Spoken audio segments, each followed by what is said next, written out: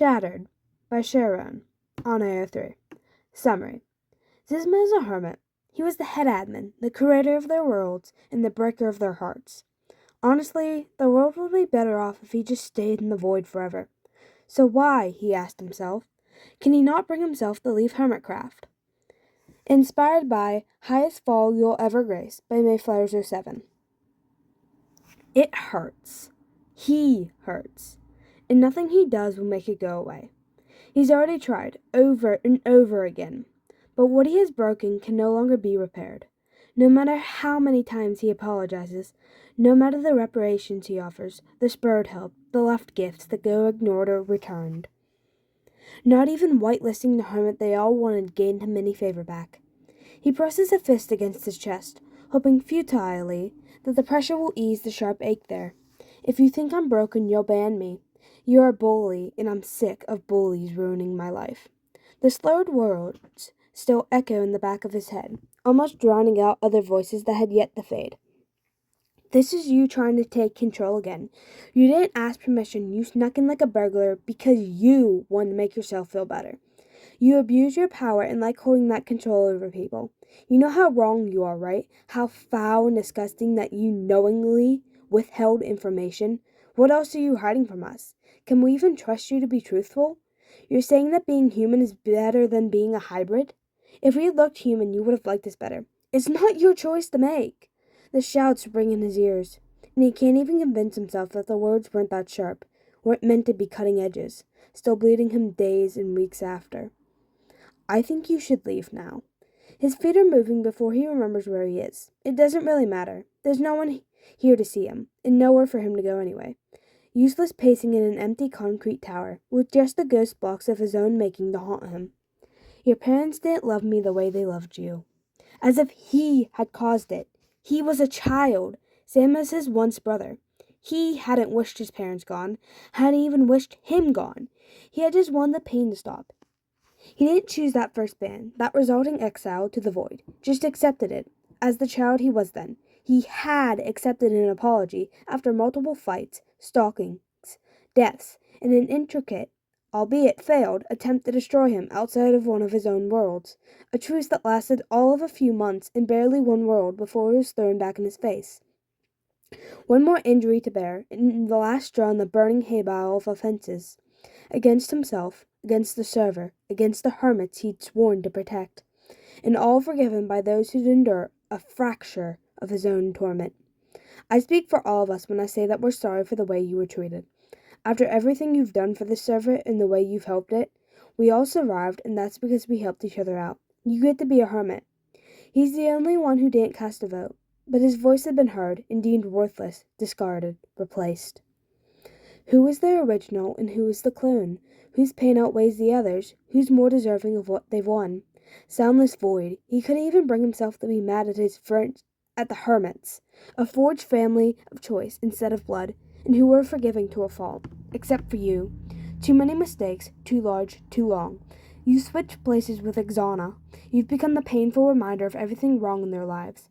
His chest aches, and even pressing the heel of his hand against it doesn't ease it. The room fades out for a long moment, coming back with a surge of dizziness that makes him stumble against the low counter. He really should. The tea kettle whistles, and it startles him out of a daze. There's already a mug waiting on the counter, ginger and lemon herbal that wafts up with the steam as he fills it with a shaking hand.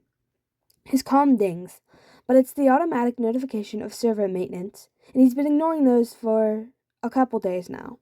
Maybe longer. It doesn't matter. It doesn't give him reason enough to push up from the table to convince himself that it's something that he has to look at now. There's no messages for him.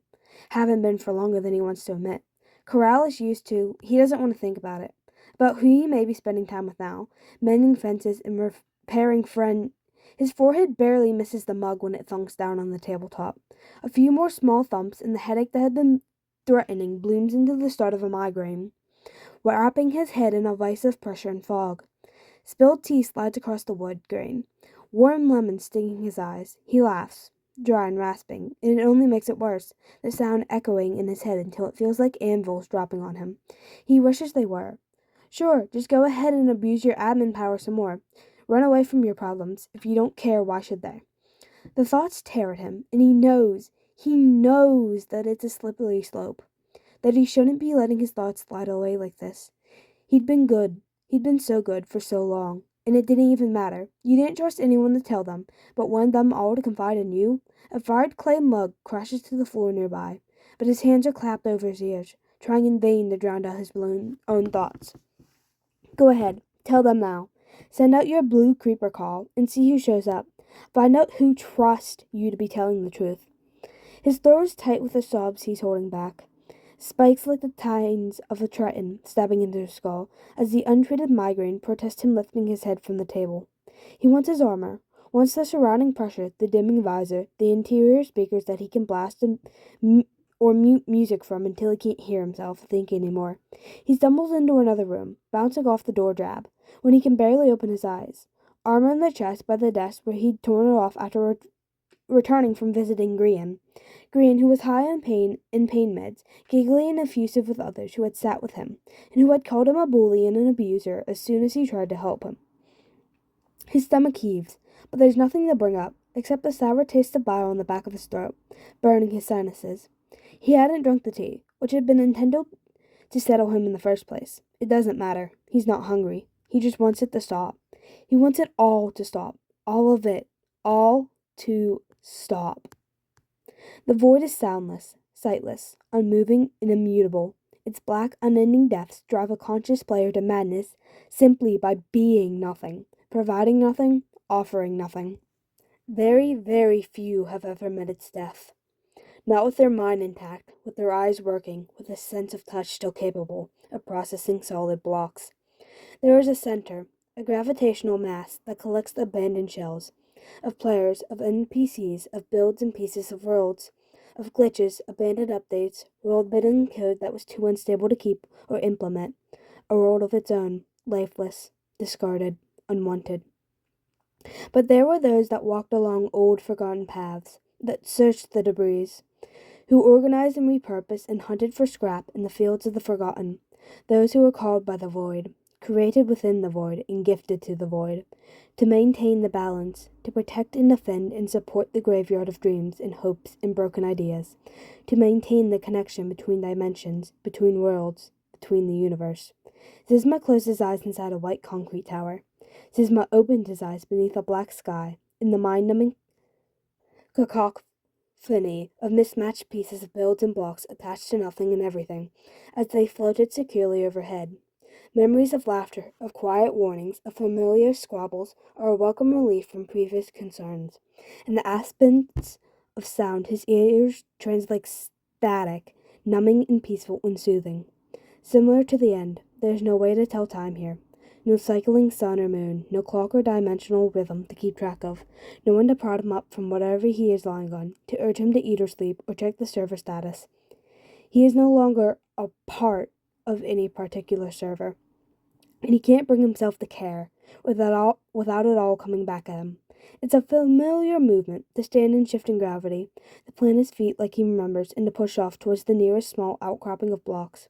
Oak, wood, and cobblestone, part of a small starter home, probably, since there is no door or windows. But the older materials are less likely to attract scavengers. The back set is not complete, but there's enough blocks to punch away a few and rearrange them into a smaller configuration, sealing himself into darkness.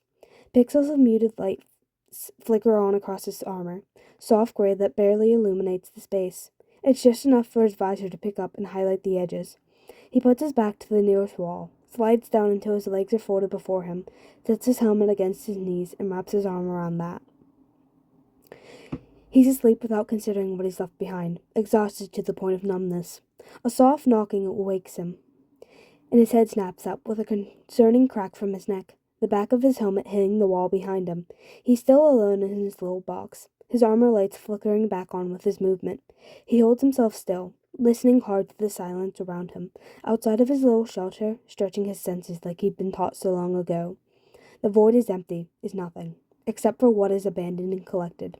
And there are terrors that stalk the depths, that feast on the decaying energy of discarded creations, and rarely hesitate to attack those that walk among it.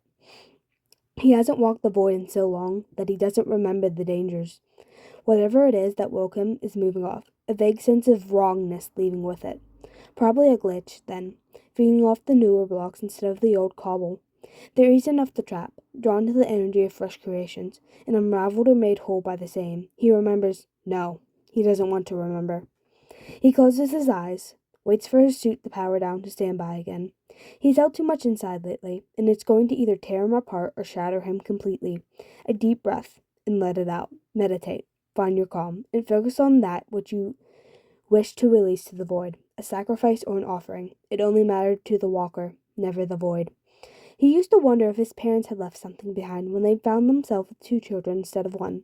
Father had never answered him, only turned his attention back to his lessons. Mother had laughed and said that every parent sacrifices their sleep and makes offerings of their worry, and that the void accepted both and created safe paths for their children from them. He offers his now, for the relief from their weight and a fleeting hope for a safe path to return. The void will keep what it will, and if his path ends here, he will walk it regardless. It's a timeless trek through the void. His mind is empty as his surroundings. He's left everything else behind, his worries, his emotions, his pain, abandoned to the void, like the old builds, of the crumble and decay and be swallowed by time in the merciless void of the universe, unwanted and unneeded. One step from the next, and his boots are back on concrete, back where he'd collapsed what felt like a lifetime ago. His mug of tea is still sitting on the table, long oversteeped and cold. The room is messy and ill-kept, mugs and papers and the digits of a man too involved in himself to clean. It's pitiful, the debris and dust that has collected here, telling tales that no one wants to see. The tea is cleared away, uneaten food stored, and abandoned paperwork gathered and fired back where it remains, and filed back where it belongs. It's right to clear away the traces and remains of an ennui, to sweep it all into a pile and delete it with a flint and steel, to move through the rooms without attachment, resetting each to a fresh build, pulling away the traces of him, and any evidence that he'd been anything but fine. He is. He's better than he's been, numb instead of hurting, calm and resigned instead of on edge and worrying. It's better to know his place and stop wishing for things to be different. It's never worked anyway. His workroom is clean and spotless again, papers and logbooks straightened out, and he's reminded of the task he had set for himself, an incomplete work that had pushed him against the bedrock wall. The hermits aren't happy with the old protections. The layers upon layers of short-sighted coding, update fixed, programs that are out of date or rendered useless by newer tweaks added, years of mistakes piled beneath harder work and new understandings. It's impossible to unweave the tangled web as it is. He'll have to start over. He had tried before, but his own emotions had held him back and prevented him from looking at the dispassionate lines of code to create something new, something that wouldn't bring harm, or fresh feelings of regret or inadequacy. Now he can look at it like he needs to, from a place outside of himself, with only their care in mind. It's easier than he remembers in the end, without distractions, without the pull to create, to build, to visit or check in. The work is simple, easy to delve into, to immerse himself in, and complete. It barely fills a single book when he's done. Years of security and protections and modifications, and he finally has a simplified tally of everything currently encoded. Layers and updates and redundancies all parsed down into a list. From there, it's a quick task to separate them out, label their uses, pros and cons, and group them back together to see where they overlapped, where they were unneeded, and where the weaknesses still remained. If it feels like how he had ripped himself apart, well, that was needed too. Now that he knows exactly what they have, he can track down what's missing in the open forums, in the closed admin chats, specific inquiries to those that he, the hermits, trusted, and he compels it all, draws up 2 good options, and leaves room for a third. If the hermits want to put together something entirely different, it's their world. He's only maintaining it for them. He sets it on a lectern in the center of town hall and suggests a date a month out for the hermits to vote on what they want. A tiny bit of extended power, and he fills a chest with copies for those who want to do their own research or pore over some of the more complicated descriptions. He returns to his base, gathers up the few papers and books left out, and stores them away together in an empty bookshelf, straining the spines and setting them all flush with the edge. When he leaves the room, it looks as spotless as the day it was built. He mends his tools at his skeleton farm, fills a charcoal box with blocks, and adds it to the boxes of honey blocks and honeycomb and the last of the pre-made concrete. His color-coded system of charcoal boxes are left in a chest in the center of his storage tower, and he fills his ender chest with empty boxes instead, -1 for his extra tools. He restocks his shops, leaves the diamonds for Corrales are shoved into an empty chest or extra storage, and enters the Nether, headed for his rich farm. He has no intention of being near the shopping district for a while, or answering questions about the server loads or options. His comm is muted and registered to offline, and there are 4 other hermits with admin access if something needs to be fixed. The only thing they can't do is tear him from the world. He created it, and even if he would relinquish it to them if they asked, the universe didn't work that way. He can leave, but the world would always answer to him over any OP'd admin. He deliberately doesn't think about why they haven't asked him to leave, because they would have to leave him, and it's just another layer of his control held over them. Instead, he turns up his music, contained and surrounding him inside of his suit, and starts up the farm. The sounds of redstone and pistons fade into the background of a heavy guitar opening, and he readies his sword for the mindless swinging of a few hours of exercise. After that, it'll be off to the mesa, or maybe to find a desert several thousand blocks out to mine fresh sand for the myriad of projects the hermits will build. He has all the time in the universe now, until he's the only one left here, and then he can let this world go like all of the others, and wish his once family the very best as they move on to bigger and better things. The thing about being alone is that he forgets how quiet it is. The sun rises and sets, rises again, and resets the moment it reaches the edge of the horizon. It's a rhythm in its own way, how many times it will fall and rise before the moon is allowed to circle the heavens. He blinks his eyes open when the damage of hunger hits, pauses only long enough to eat, and returns to swinging his sword. Until the next time, and the next. He thinks about myths, about sun-pulled chariots, and chariots that pull the sun, and wonders who is hiding from the nighttime, before shaking his head and focusing on his swing again. It's no longer his business, who sleeps and who doesn't care for the dark, and who begs for a few hours to check their lighting.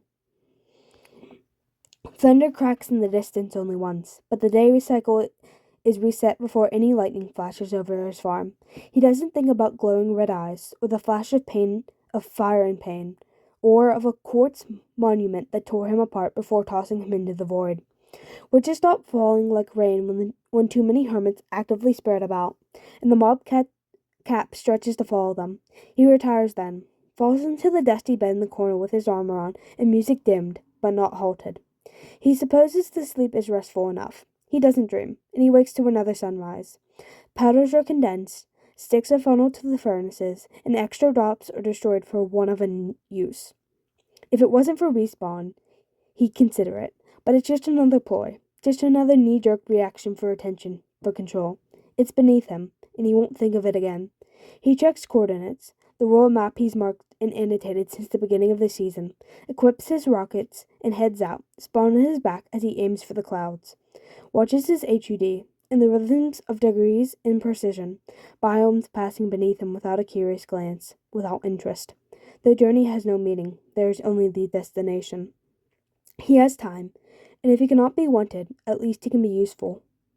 His inventory is full when he turns back towards spawn, 40,000 blocks out and several days' journey.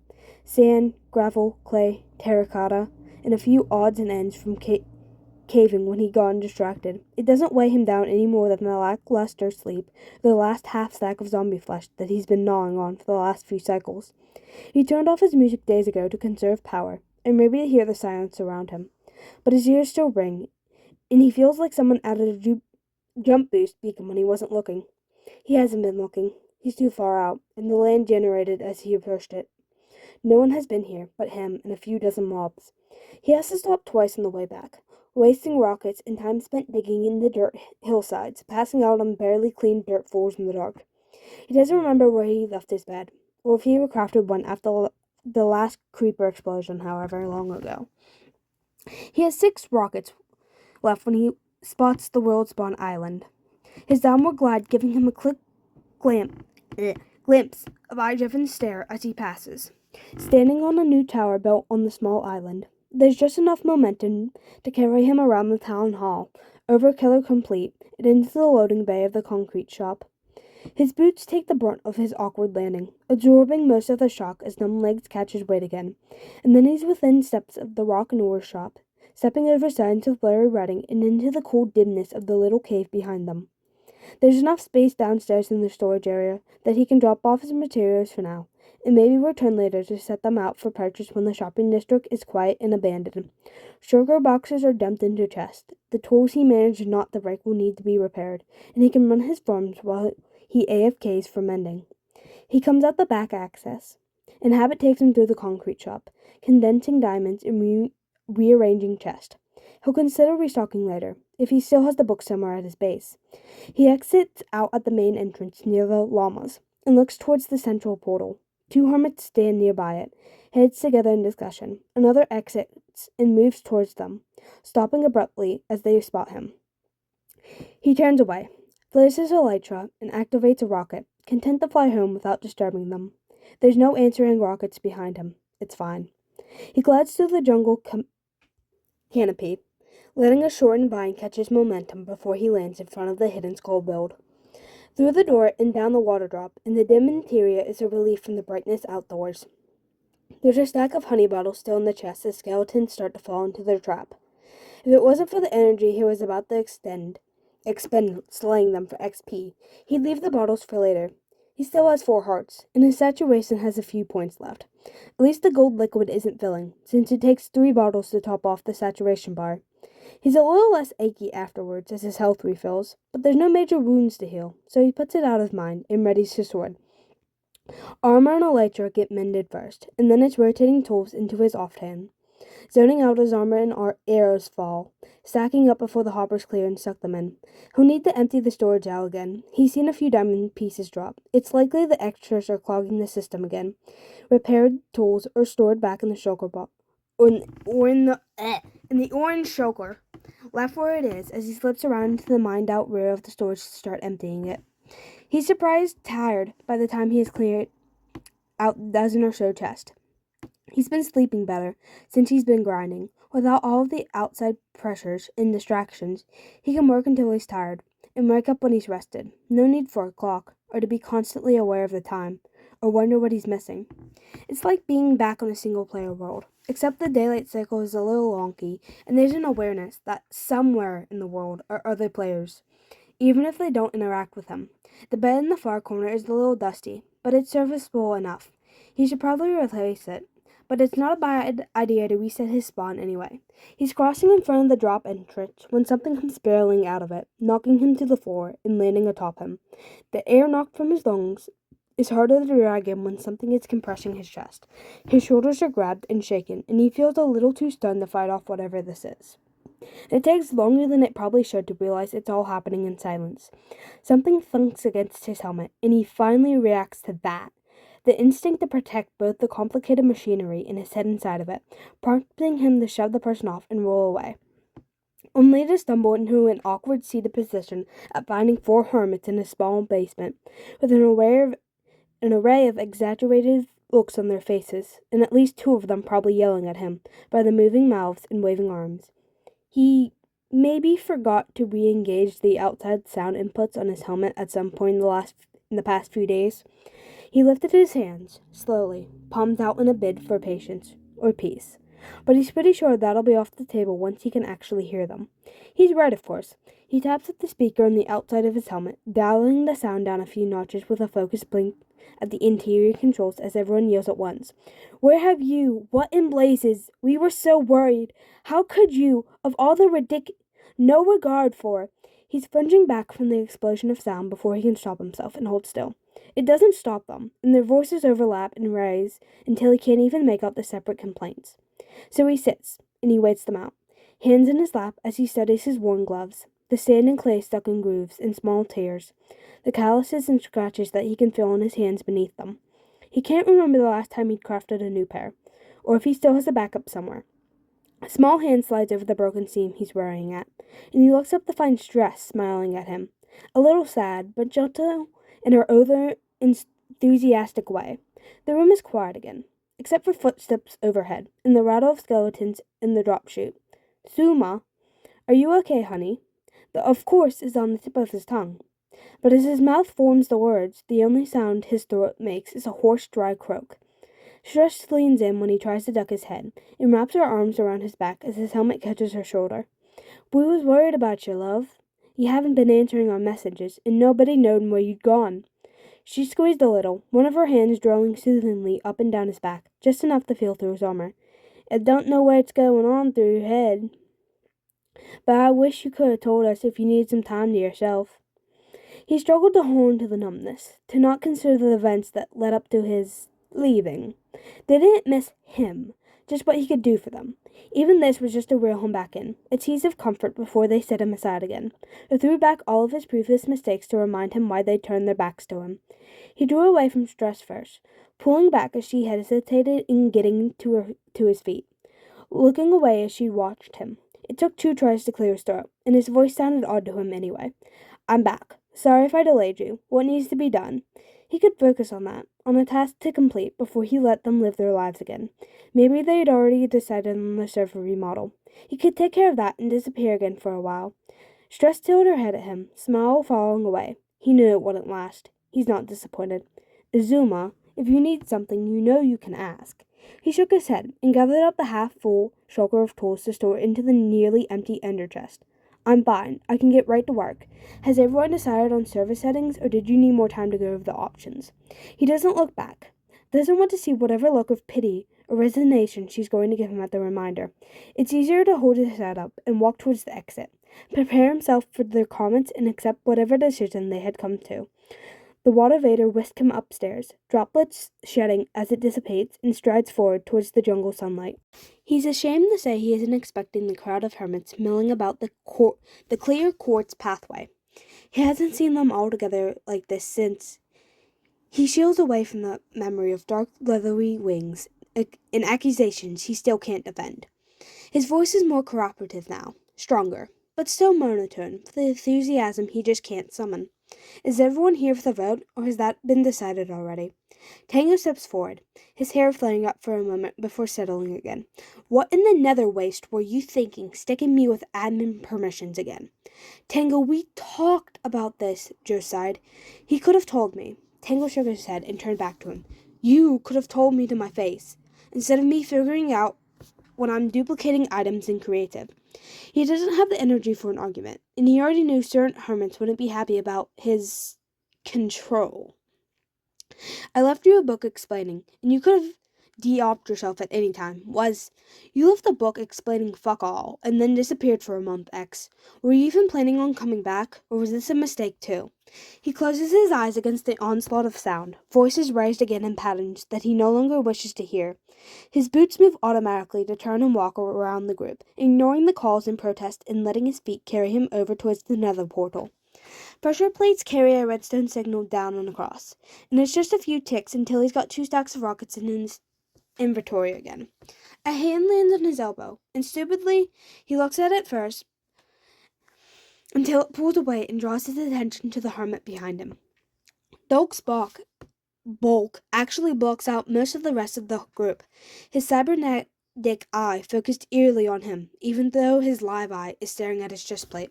We should talk, came the low rumble, drowning out the last of the sounds behind them, in private, if you prefer not to deal with those who can't hold their tempers. I said I'm sorry, Tango yelled from somewhere. Jeez, pick on the flamehead. Impulse shushed him, and Doc reached out a hand to distract from the more friendly banter going on. Is your honey farm acceptable for a chat? He honestly couldn't think of why Doc would need to talk to him, unless he broke in something passive that any of the other admins could handle. But he didn't have the usual smirk of a plan pulled off, the embarrassed wiggle of something gone wrong. That's fine. He led the way, selfishly letting Doc follow and block his strategic retreat. The steps are clear and dry, and he's glad to see the bees all secure in the hives. Do you mind if I turn on the farm?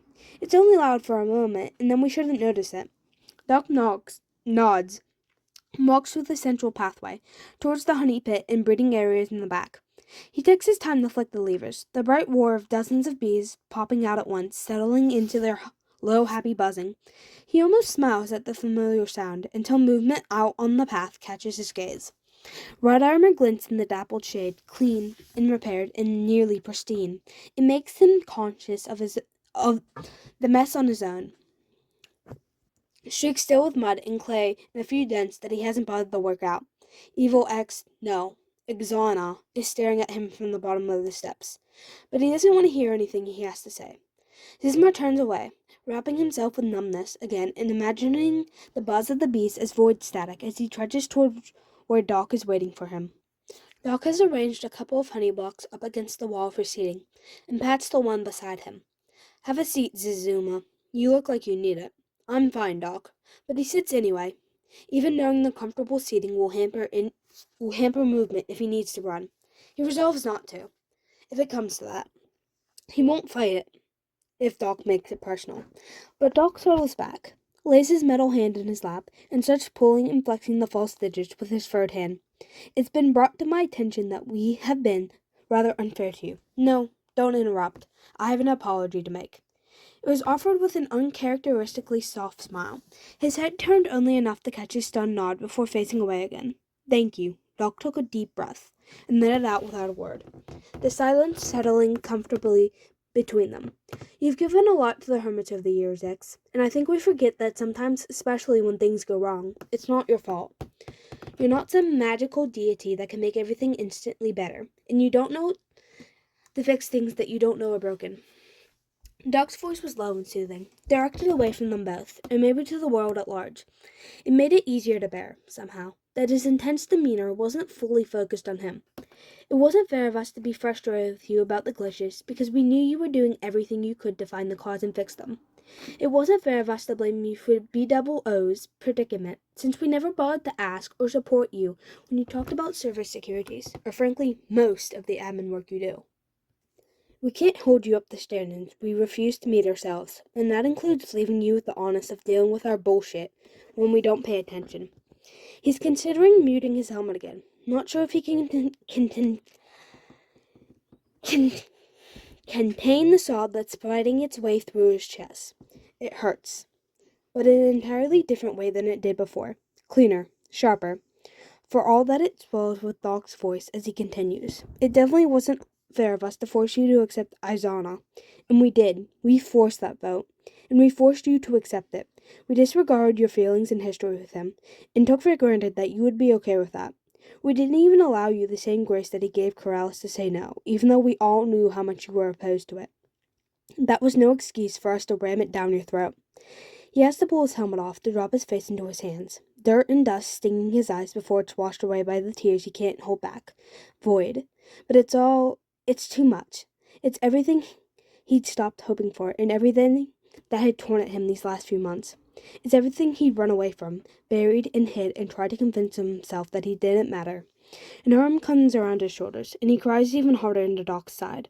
His fur-covered arm warm and supportive as he's held and comforted in coders, but he's never going to live this down. We've been pretty awful friends lately. I hope you can forgive us, and maybe we can practice talking a few things through before it gets this bad again. Doc slid down a bit, drawing him more comfortably against his side, making no comment about the tears and snot that were probably soaking his lab coat. You've always been there for us, and I'm kind of pissed that we couldn't get our collective heads out of our asses to have been there for you. He doesn't have the heart to correct his language, not with the exhaustion of a good cry creeping over him, the lightness in his heart that finally someone understands him. He wants to laugh, or sing, or maybe just curl up and cry himself to sleep out of stupid, morbid joy. Doc is a wonderfully solid presence against him, and it takes him a long moment to realize that the rumbling beneath his ear isn't just background noise of the bee farm. His friend is purring, a low, almost sub-vocal sound that's just as soothing as his apologies, which he really should acknowledge was something more than tears in a sopping lab coat. Thank you, Doc. His voice is shot, but he doesn't care. It means more than you know for someone to say it. The purr becomes a Doc chuckle, and he smiles at the sound, and freezes at Doc's next statement. Betha says hello, and also to tell you that he's more than happy to be whitelisted for a few days to come and collect our heads for you. Xisuma pushed himself up, searching Doc's face for any hint of a tease or bitterness. You called Biffa? About me? Doc finally met his gaze. Shifting it against their squishy seating, I called Biffa because we kind of freaked the fuck out when you disappeared. Cub and Tango couldn't locate you with admin commands. Zana was raving about you being out of reach in the void, and I figured if you had run away anywhere, Biffa would know. He shrugged a metal shoulder. His smile still in place, if a little more rueful. You know Biffa best. You always have. And he got the whole story out of me and then ripped me a new one and explained, in detail, just how we'd been the shittiest sort of family to you. Sweet Void, but he was going to start crying again. I didn't even think of contacting him. I, Doc drew him back in, tucking his chin over Xizuma's head when he tried to pull away from soaking his fur. We really messed up. If you couldn't think enough to even go to him, Biffa's been your damn friend forever, Xisuma. There is nothing you could do that would make that man turn you away. And we should be so lucky that you're even letting me tell you all of this, instead of washing your hands of us and telling us to fuck the fuck off.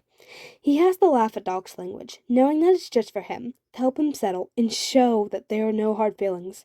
It's wet and messy, but it's probably the first time he's felt like laughing in much, much too long. As if I could give up on my family. The pleased purr that rumbles against his forehead soothes the crying-induced headache that was trying to start. He finds himself sinking into the warmth and comfort of it. We're so damn lucky to have you, Zuma. And I'm sorry that we made you feel like you weren't a part of us, a part of the family anymore.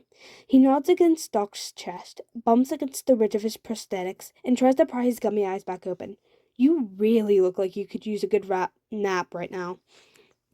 Doc rubbed his arm and made no motion to make him move. There's a bunch of hermits waiting to talk to you, to apologize to you, and make sure that you're okay. But if you want to sleep first, I could send out one or two to sit with you, if you're up for it. Honestly, he feels a bit hauled out now, between the crying and the ball of hurt that was missing after being carried around for so long. He definitely can't deal with all of the hermits, not right now. A nap would be nice, and maybe a shower. He ends up mumbling it against Doc's fur, too tired to even lift his head. Doc chuckled. Corrales it is, then. If I send the others away, can I take you over to his place and get you settled in? He isn't going to argue with that, and tells Doc so. He doesn't tell Doc that he has his own apologies to make to Corrales, who was pushing him away and refusing multiple offers of help and tea when he couldn't bear the thought of his friend's hatred and mistrust. It's maybe too soon, too easy to think that everything is mended by this. Not when there's a long way to go and a great many bridges to rebuild. It is easy, though, to relax into Doc when he's lifted bodily up from their seating. His token protest hushed with another rumbling chuckle. His helmet plopped into his lap as he's carried bridle style through his farm, and to close sore eyes against the brightness of the midday sun, and rest his head against a strong shoulder. Doc's long gait rocking him towards a slumber well deserved, even in his book. He's barely awake to hear Corrales greet them with sweet nicknames and direct Doc through a dark doorway and down several short flights of stairs. Redstone fire somewhere before he's being set down, and there's soft laughter at the noise he makes when they don't let him sink into the mattress behind him. Armor's off, Swam. You'll sleep better. You know you will. He really doesn't have the coordination for it, but manages somehow with their help. The pieces of yellow plating seem to fit right into the kettle for space, especially when Corrales sets up an armor stand in front of a mock city skyline, somehow at home with the teal and magenta accents. Your room is pretty, he tries to tell Corrales, but he was listing sideways, and his lips were as tired as the rest of him. Aw, you're pretty too, Swammy. Doc chuckled, moving towards the piston doors. Yeah, pretty tired. I'll leave you to it, Kay. Take care of him for us. It will be my pleasure. You go let the babies know we're okay for now. I call you later, good father. Doc's laughter echoed out into the hallway, dimmed only slightly by the blanket pulled halfway over his head as Corrales rolled him onto the wide bed. Rallis, he complained, half-heartedly. Shh. Fingers stroked through his hair, and it was harder and harder to hold his head up to the point that he could squint at the man beside him. Get some rest. We'll talk in the morning. I'm sorry, and I love you, and I forgive you. Sleep, Swam. With a bed etiquette like that, how could he not? His eyes closed, and he barely spared a thought for the feeling that he'd likely sleep right through the morning. Corrales leaned close, his forehead pressed against Xizuma's for a long moment. We missed you. Welcome home. Sleep claimed him, warm and loved, and so glad to be back with his family.